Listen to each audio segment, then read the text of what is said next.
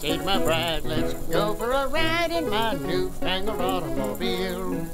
Here's where we will go. Nobody knows, but it's sure a great way to feel.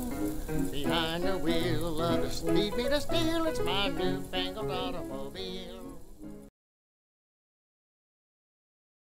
Hello and welcome to Vintage Car History. I'm Wild Bill. There are catchphrases from 1980s television that folks of a certain age will never forget. Statements like, "Where's the beef?" or "Nanu Nanu." And how could I not mention, "What you talking about, Willys?" In the TV show Different Strokes, the younger brother, Arnold, played by Gary Coleman, would often say this to his older and quite often scheming big brother, Willys, who was played by Todd Bridges. Yet there is quite a scheming big brother in the automotive world. It's just spelled a bit differently. John Willys. John North Willys was born in 1873 in the small town of Canandaigua in central New York. Now, let's be clear on one point. His name is Welsh in origin, and though it is spelled with a Y, the man himself pronounced his name Willys, and not Willys as is commonly done in America. Anywho, young John was personable, intelligent, and loved to do business. Salesmanship was in his blood, and moving products and making money in the process was his early passion. I mean, this kid was doing commodities trading by age 9. He was 15 years old in 1888 when he and a friend of his partnered up to establish a laundry service business in the nearby town of Seneca Falls. John was a hard worker, energetic, and a smooth promoter. The operation ran 7 days a week, and after just 1 year, they sold the business for $1,000, quite a tidy sum at the time. The partners split the money evenly and parted ways. Willys did go to college for a couple of years afterwards, where he studied law. However, he never completed his education as his father passed away in 1891, and he returned home to support the family.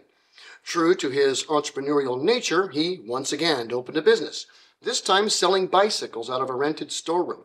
They sold very well, and he was soon expanding his business, moving to bigger and better facilities while offering more brands of bikes, as well as repairs and aftermarket accessories. By 1898, he was one of New York's biggest bicycle dealers, with a huge showroom in Elmira. Business was booming, and John was quite wealthy and respected. He was always looking for more opportunities, and he found what he was looking for in 1899. He went on a business trip to Cleveland that year and saw, for the first time, a car.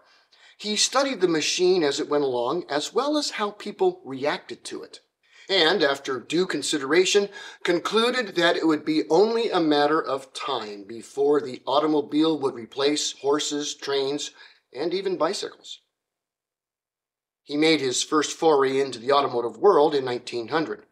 Being one of the biggest bike dealers in the country, he knew most of these significant manufacturers, many of whom were themselves making small cycle cars and runabouts. He purchased a car from one of his suppliers, the Pierce Company, and added it to his showroom display. By 1902, he had sold a total of 2 cars. But he knew of another friend in the cycle business, Thomas Jeffrey, who was making a far more substantial automobile, the Rambler. He became a Rambler dealer and added them to his showroom. Within a few years, Willys was selling almost the entire output of cars made by Rambler. But in 1904, Pierce decided to change their strategy, becoming Pierce Aero, and aimed for the high-end luxury market. Willys was not on board with this and chose instead to look for another supplier of lower-priced cars to supplement the Rambler. He found his car in the Overland Company, a car maker founded by the Stanley Wheel Company, which Willys had been buying from for years and was familiar with. Overland was not successful under Standard Wheel, and it was reorganized in 1906 under the car's designer, Claude Cox. Willys was in a position to buy the entire output of Overland and sell them at his dealership, and even sent them a check for $10,000 to get the first cars to him ASAP. However, the cars didn't come, and after a few months they stopped answering his calls.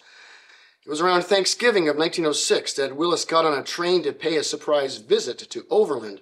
What he found was a company with unpayable debt an unpaid workforce, the factory a mess with half-built cars strewn about. Needless to say, Willys was horrified, yet he knew something had to be done.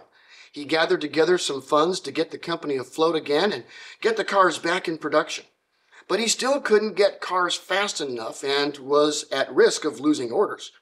So he purchased another car company, the Marion Car Company, in 1909 to help meet the demand. And it still wasn't enough. Later that year, he found a considerable boon when he was able to purchase the remains of the Pope Toledo Auto Works for $285,000. This was a big facility, and so he reorganized and moved production to Toledo in 1910, renaming the company to Willys Overland. By 1910, Willys had completely rescued Overland, paid off all of the company debts, and turned a profit of nearly $1 million. Willys Overland was competing directly with the Model T, producing cars like their Model 38, a bit more expensive than Ford's, but offering higher quality and far more reliable. In 1915, Willys Overland sold over 150,000 cars, making them the second largest automaker in the USA, right behind Ford. John Willys was a brilliant businessman and negotiator. He even spent 2 years as the U.S. ambassador to Poland. And his cars are typically pronounced Willys by those in America. Willys Overland cars, as well as his other ventures, such as Willys Knight, were amongst America's most popular cars and light trucks in the 19-teens and 20s. And during that time, no one used the phrase, "What you talking about, Lewis?" But they did often say, "Willys Overland, the world's greatest automotive value."